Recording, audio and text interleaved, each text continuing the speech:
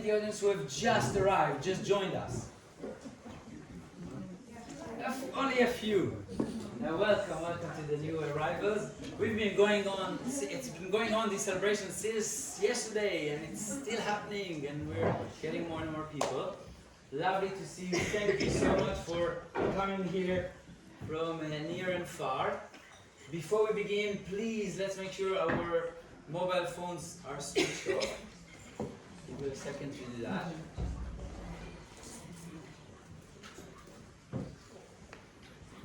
Two more offerings to go before we complete the celebration of Storytelling Beyond Words. And just to say, if you haven't got a program, you can find it over there on the table. We're collecting donations to the bursary fund for this work, so if you can help us, please put something in the basket. And otherwise, I think we're ready to go. We all switch them off.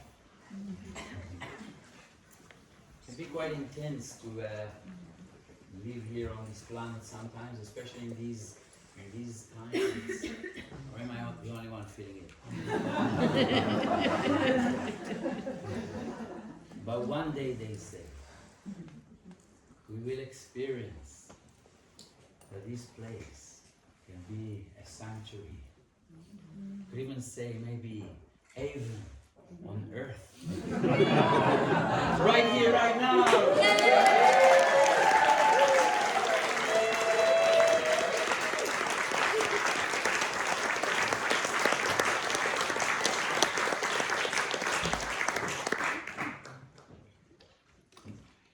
Good morning, everyone. Thank you for being here. Not so long ago, in a faraway land, I heard the call of the wild. It was in those early days when the global grip of the coronavirus was just loosening. We were all getting out of our homes, back out into the world. And one day, my partner, Margot, she told me that she wanted to go on a really long walk.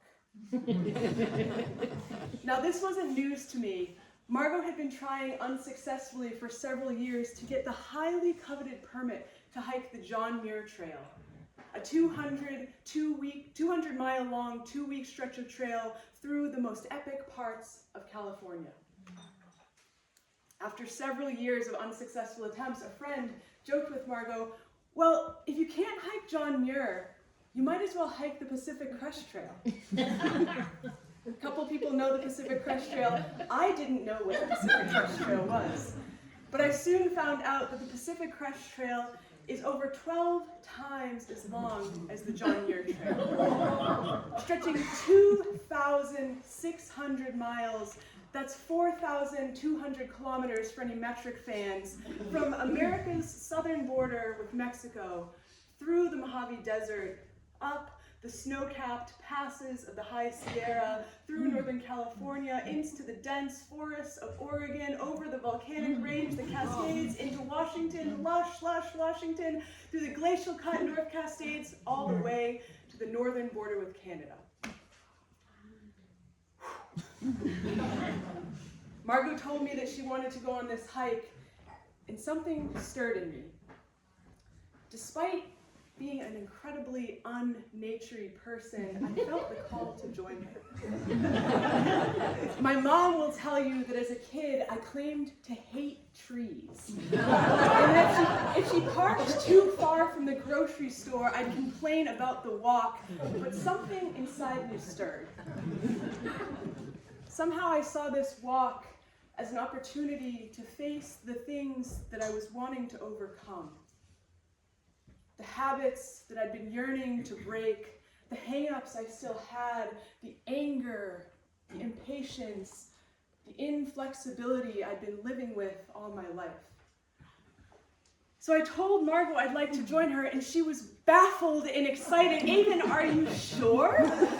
I didn't even think to ask, because I never thought you'd want to join. I know some days when we go on day hikes, you want to stay in the car.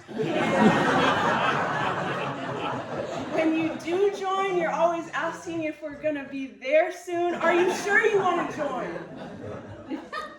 I was as sure as I had ever been about anything, and so we dove into preparations. Margot got on the logistics, backpacks, hiking poles, tents, water filtration systems, safety, navigation. She even took a wilderness first responder course so that she could be ready for anything. And me? I got to cooking. I made hundreds of our favorite homemade meals and dehydrated them in my kitchen. Packed them into little Ziploc bags with those little silica pouches so that I could pack them into mailboxes and send them to ourselves along the trail so that we would have food. I was not settling for those ramen noodle bricks every night like the other hikers. We were going big. And as we did our research, we started to prepare our bodies physically. And I don't know if any of you have used the internet before, but there are a lot of various opinions on how you should do things there. How many squats, miles, flights of stairs you should pack in every week before you hit the trail hard. But one disturbing statistic kept coming up in all of our research. We learned that only 20% of the people who set out to finish this hike actually do. 20%.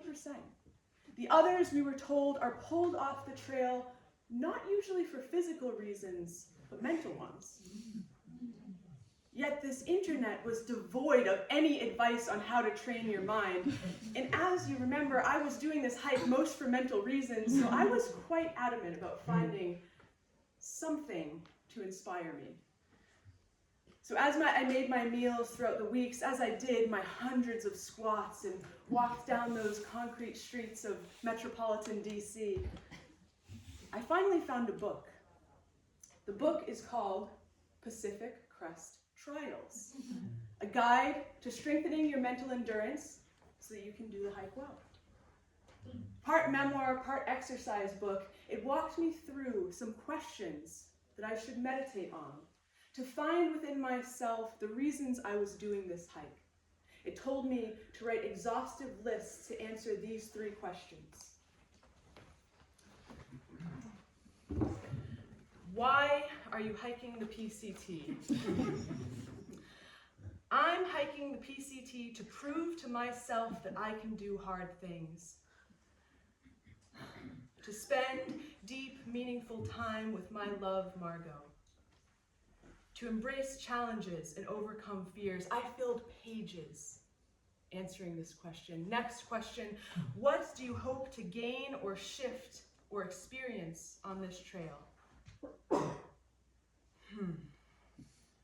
I will gain confidence to be able to do anything. I will shift my habits, release my hang-ups, rewire my brain to respond to life differently.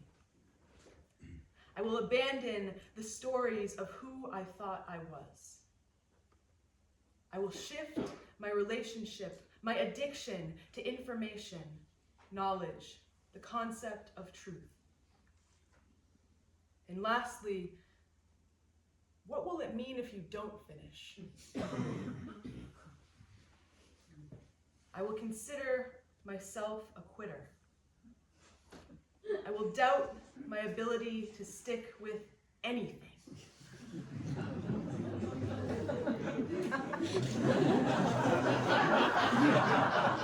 I will feel full of disappointment and shame.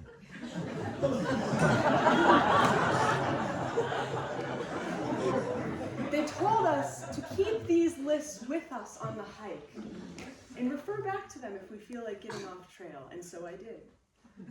They also walked us through mental visualizations to imagine that we'd already successfully finished this hike and to affirm ourselves in the direction of our desired transformation. These ones were a little bit more fun.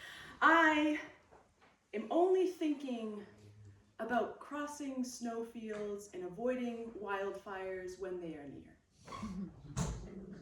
I harbor no more shame. I release my anger.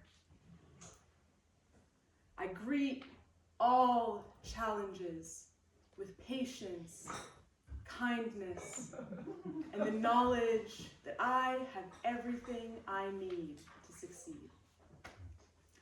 Now, I have to tell you, when I finished the book, I felt like I'd already hiked the hike. I was so full of confidence to take on any challenge that the world sent to me.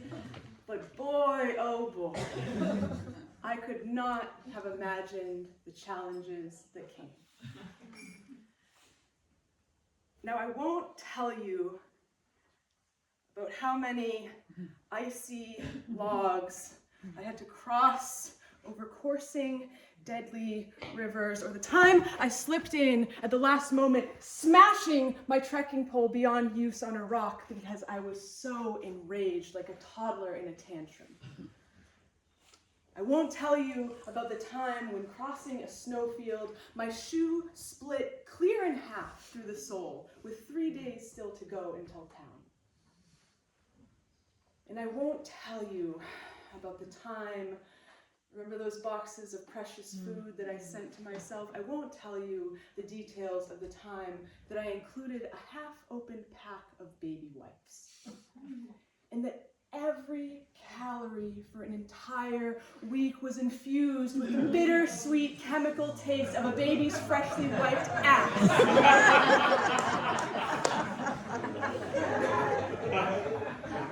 But I will tell you one little glimpse of that Pacific Crest Trail that some of you may have already heard. We were walking into town. We'd been out in the remote wilderness for 5 days at this point, and we were getting close to town. Margot was getting an earache, which is not good anytime, especially not in the wild.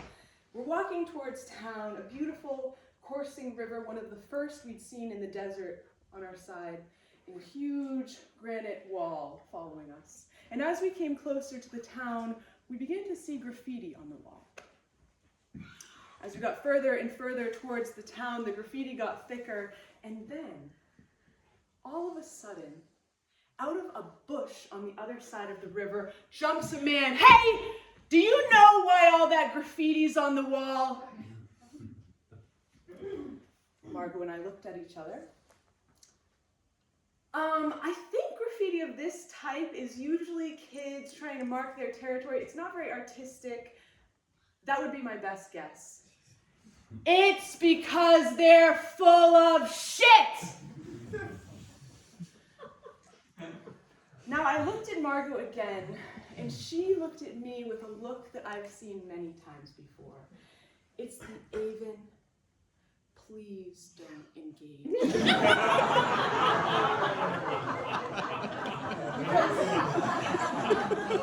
I am a character magnet. And when a character magnetizes to me, I have a really hard time breaking away. I really couldn't resist this one. Full of shit, what do you mean? Back in '98, my back fell out 5 times as the result of a lifetime of constipation. I didn't know it at the time. Doctors, chiropractors, acupuncturists, massage therapists, they're all the same scam. Western medicine, alternative medicine, all they want is your money to temporarily relieve symptoms. They never get to the root cause. We're so disconnected with our bodily intelligence. But one day, a wise man told me, Jerome, you gotta squat. You gotta do it every day like you do it in the woods. And every day since 1998, I put a piece of newspaper down on the ground, I squat, I take my shit, roll it up, throw it away, and I've been pain-free ever since. And women! Don't get me started about women. Our society is so sick. The way that we treat women, the way we treat and talk about the womb, that's how we treat nature. We're full of shit and we hate nature, and that's why the graffiti's on the wall.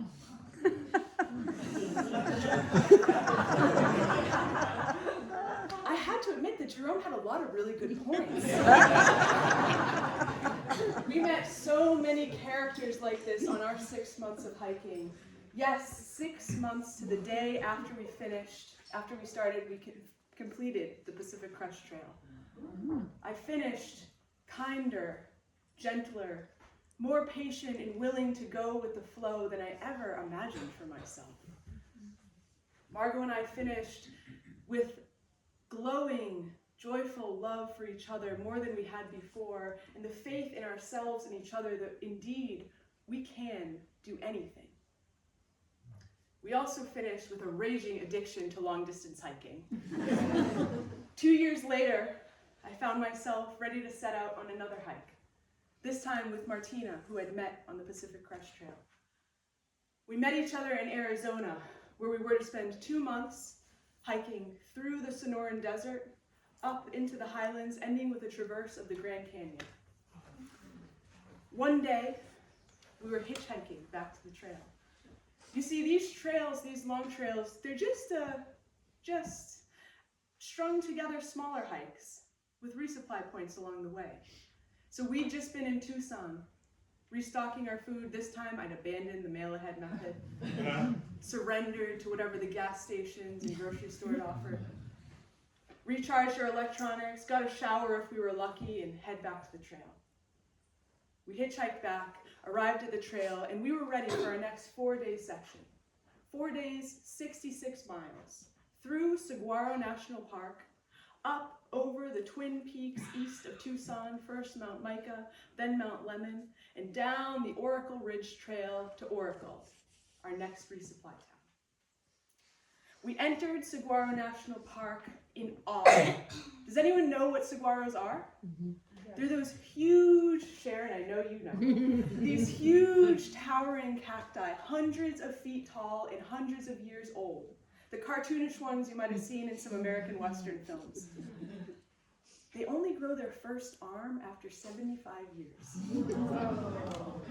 And this landscape is quite barren, only some shrubby, kind of short bushes and not a lot else going on. And standing there in Saguaro National Park with all of these towering beauties around us, I was reminded of one of my favorite Ram Dass quotes, which goes something like this. When you walk out into the woods, you see all these trees. Some are straight, some are bent, some are evergreen, some are whatever. You see the tree and you just allow it. You appreciate it as it is. You kind of understand, probably didn't get enough light and that's why it became that way. You just appreciate it out as it is. You allow it. But somehow, when we get near humans, we forget all of that. It's you're to this and I'm to that. The judging mind comes in. So that's why I like to turn people into trees and appreciate them just the way they are. And walking through Saguaro National Park, I could really feel this so palpably. These huge sentinels of story telling exactly where they'd been and why they got that way. So we traversed through the dusty, dry trail, seeing some familiar and new friends along the way. The rattlesnake hissed and shook his little thing. And the common lizard, if you've ever seen these before, Sharon, I know you know this, they're on rocks and they wait for you to pass, and when you pass, they get really aggressive. They start doing push-ups.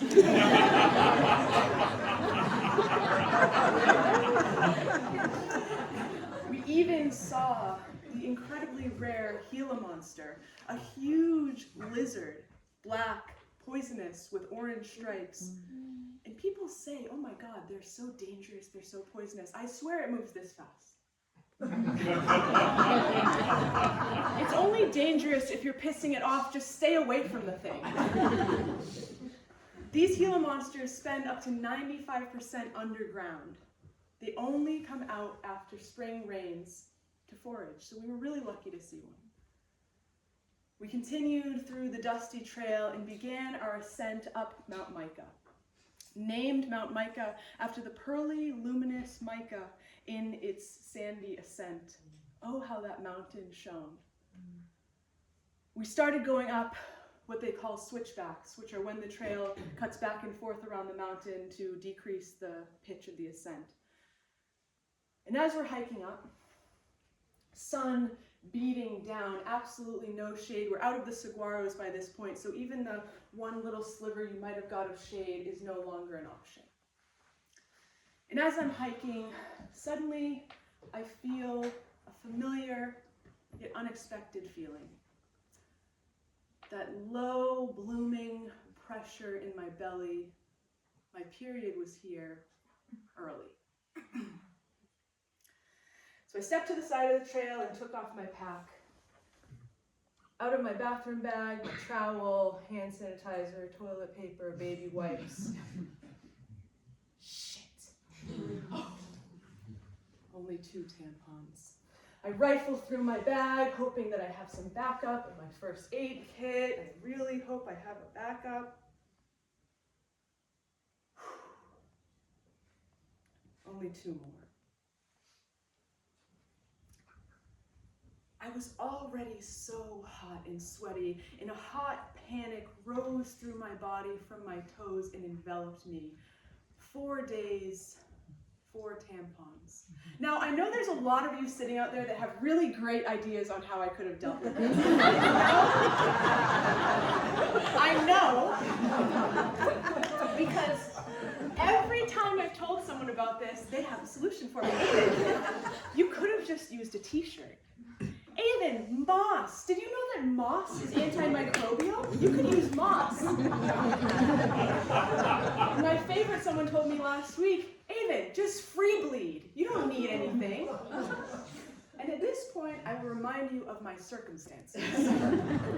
I am ultralight backpacking in the Sumerian desert. I don't have an extra thing in that bag, never mind a t-shirt. Moss? I haven't seen a piece of moss in weeks since I arrived here. There's no plants at all, and if they are, they're all spiky. And water, I barely have enough to drink, never mind wash out my 1 pair of hiking pants every night.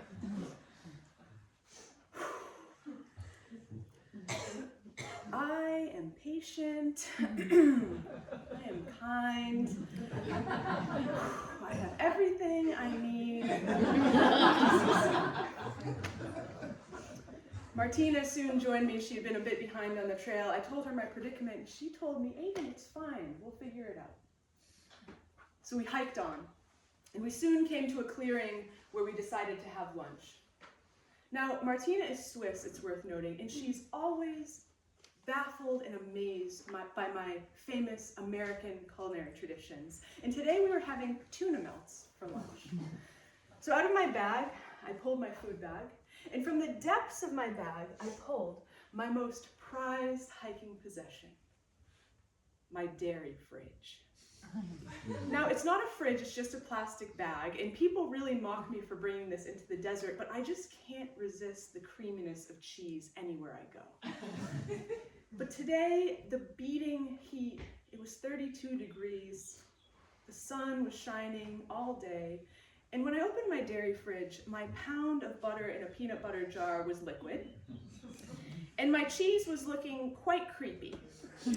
But calories are calories, so I slathered up my bagels with butter, laid on the tuna, the creepy cheese, another bagel, and I got to toasting it on my little backcountry stove. And as I did that, Martina MacGyver got going with a little bit of gauze from her first aid kit, tied up with a little bit of sewing thread, and offered me the most hilarious and pathetic bootleg tampon. It did absolutely nothing for my worry, but it sure did lighten the mood.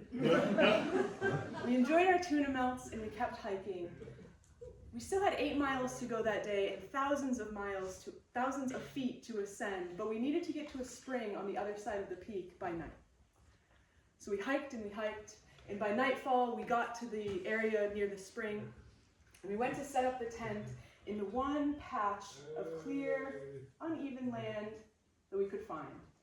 And it's worth noting now that just the week before, we were sleeping under the stars, cowboy camping we call it. And I laid down my inflatable mattress just as a gust of wind came and tossed it into another spiked desert thing. So now I was mattressless, but I was okay with that. We set up the tent, we went to fetch water, and we laid down to sleep hard.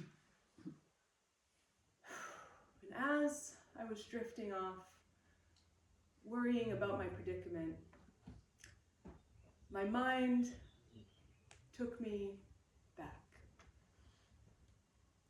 I was 9 years old, maybe 8, at my grandparents' house for the summer.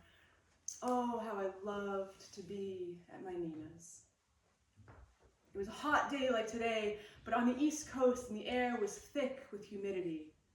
The pungent smell of dogwoods in the air, magnolias all around. I was playing outside with my cousins when I felt a burning urge to go pee. I ran into the house, already hot from running around outside. A hot panic filled my body. My first period was here. Oh my God, I hate this. My mom had tried to prepare me for this day for a long time, and I would hear nothing of it. I was a tomboy. I wore boy clothes and did boy things, and I wanted nothing to do with this.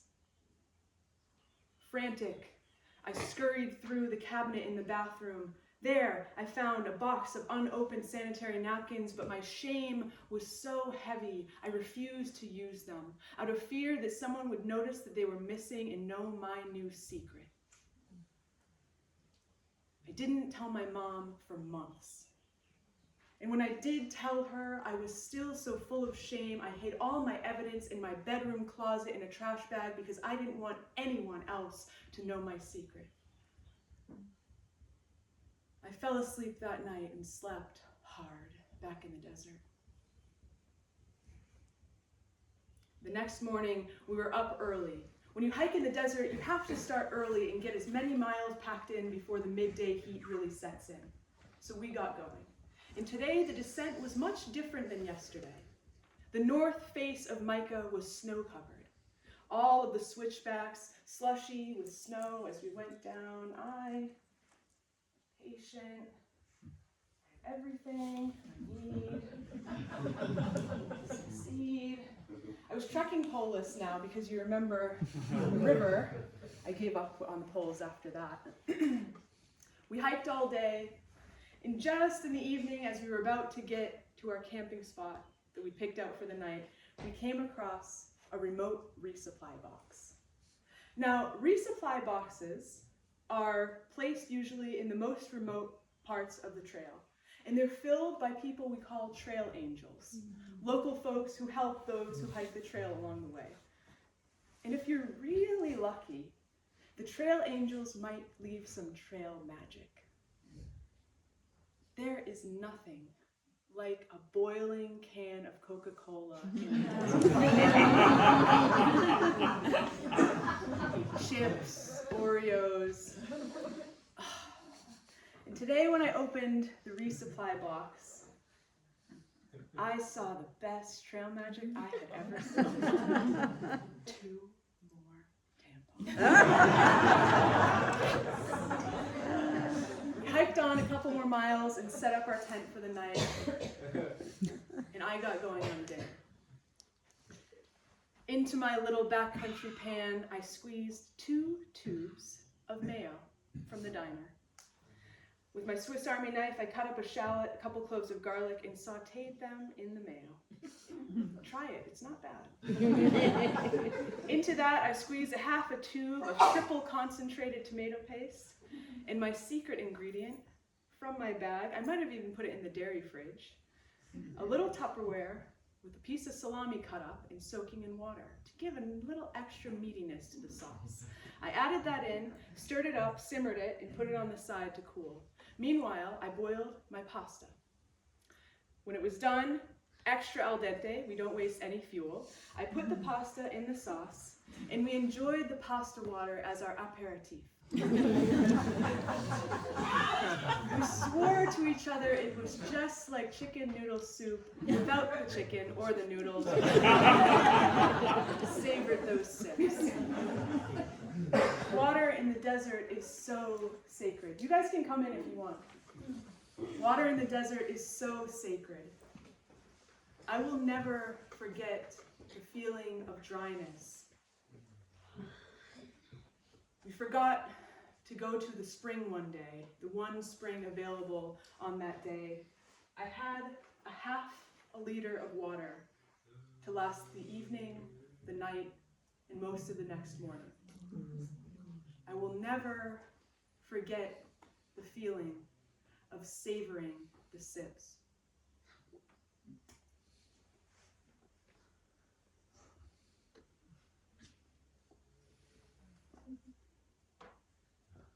Only taking them when my throat was too dry to swallow, letting the water absorb into my cheeks and tongue, there was not much left to swallow. On the Arizona Trail, most of the water points are called cow tanks. Deep basins, man-made, cut into the ground and filled with water to support the passing cattle, wildlife, and hikers. These cow tanks are usually rimmed with cow shit and full of floating algae. They're so disgusting you'd normally gag and run away. But we came to kind of enjoy that grassy tinge. Water is really so sacred. One day, we had to hike 2 miles off trail to get to the only water of the day, another tank. We were hiking, dusty, there's no plants over this high, just scrubby, spiky things. We had to walk a mile out, and as we got closer, we saw something. Is that the tank? As we got there, it was a huge above-ground tank. We'd never seen anything like this. So tall, it required a ladder to get up there. So I climbed up the ladder with my bottles, and when I got up there and looked in, I couldn't believe my eyes. Inside this tank, with nothing in 10 miles in any direction, there were thousands of fish swimming. I lowered the milk jug with a rock tied to a string to fetch the water, and as I was just in wonder. And the thing about being in the desert, being on a hike outside of cell reception for long periods at a time, is you're really forced to sit with wonder in a way we don't do much anymore. For days we wondered, how the hell did those fish get in that tank? But in the meantime, if you look in the program at my picture that I've included, you can imagine just outside of the frame, I'm cooking a delicious fish shit gravy that I served over fish shit mashed potatoes for a delectable desert lunch. We even finished it off with fish shit coffee. It was So back to the pasta dinner, we finished, and that night I slept a lot more easily. I had what I needed for the night. The next morning, we woke up again and hiked on. Today, we needed to descend a little bit further into a canyon before hitting the low point and heading up Mount Lemon. As we walked, we started to dream. We were dreaming of something we'd been hearing about for weeks in the trail gossip. The trail, grapevine. Hikers coming in both directions share with each other what is ahead and what they have to come. And we were told that on the top of Mount Lemon, you will find the cookie cabin. The cookie cabin, we were told, is a little shack that sells cookies the size of pizzas. Burgers, wings, beers, any greasy thing a hiker could want, you can find at the cookie cabin. So we were dreaming of what we were going to get, walking along the trail. And there, in the canyon, as I turned a corner, all of a sudden I saw something, and I know I've already said I couldn't believe my eyes, but again, I couldn't believe my eyes. What is that down there? Martina, there are 2 walking tampons coming towards me in the canyon. Martina! I thought I was hallucinating. I really thought I was losing my mind, but she came and she affirmed to me that yes, Aven, those are 2 walking tampons coming towards us. We skipped down the trail. And soon I heard their voices. I knew God had sent me something special. But as I heard their voices echoing on the canyon walls, my enthusiasm waned a little bit. They sounded a little old. And as I turned the corner, there they were. I was face to face with twins, wearing pleated white skirts, matching tight white jumpers, and white bucket hats. Ladies, hi. I'm so sorry to interrupt you. I really hope that you're having a nice hike this morning. I'm wondering, do you have any tampons? It's really an emergency. Honey, we haven't had any tampons for 25 years. But you should be able to find some in Oracle. Okay, yeah, thanks. Anyway, hey, speaking of which, we're going up to Mount Lemon, and we heard that up there is a cookie cabin. Do you know if they're open for the season? Oh, the cookie cabin? That place is junk. I wouldn't go there even if they were open. But you know, the hotel up there has a really good tofu burger. Thank you. Because I know this won't land well in Forest Bro. You guys are kind of health conscious. Tofu burger is just about the last thing that I was dreaming about that day. But we bid the tampon ladies goodbye and we started our ascent. We had a long day, 7,000 feet up Mount Lemon. We hiked and we hiked. The terrain was different now. It was rocky. We were climbing. There was parts of scramble where we needed to go hand over knee just to get over. By the end of the day, we were only 2/3 up Mount Lemon. Martina was exhausted. We vowed to find the next flat spot to sleep, and I prayed that we could find some water along the way. Suddenly, around a corner, I saw just there was no water listed on the map, but I saw on one ledge a puddle, a sandy puddle, just an inch thick. Not at all big enough to scoop our bottle in. I told Martina, go ahead, find a spot, and out of my pack, I pulled a Ziploc bag, emptied the gummies into my fanny pack, and used it to scoop the water, double filtering it first through a bandana and then through my microparticle filter. We got an extra ½ liter that night. That was really good. We slept hard again that night and continued the next morning. We were soon to arrive at the top of Mount Lemon. We entered an area called the Wilderness of Rock. It was fabulous. Huge hoodoos, thin pillars, boulders stacked on each other in impossible angles. This place seemed to be carved by the breath of God, God's self. We walked through in awe. I had walked thousands of miles at this point, away from my hang-ups, away from my habits, and here I stood, bleeding without mercy in the garden of the gods. I had nothing left to hide. I won't tell you how I managed. If you want the full story, ask me later. It's not appropriate for here. But we went through the Wilderness of Rock and soon arrived in Summerhaven, the village on top of Mount Lemon. And as I walked by the cookie cabin, I peeked over. There was a tourist who did, in fact, have a pizza-sized cookie. Is it any good, bro? He gave me a piece. It was really good. We didn't stay long in Summerhaven.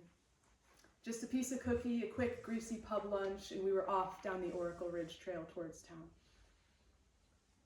You see, that's the thing about oracles. So many of us think that an oracle is somewhere outside of ourselves, somewhere external that we go in search of answers. But the real oracle is within us. A quiet voice that arises when all we have left is trust and surrender. And that voice told me, Aven, keep going. You already have everything you need to succeed.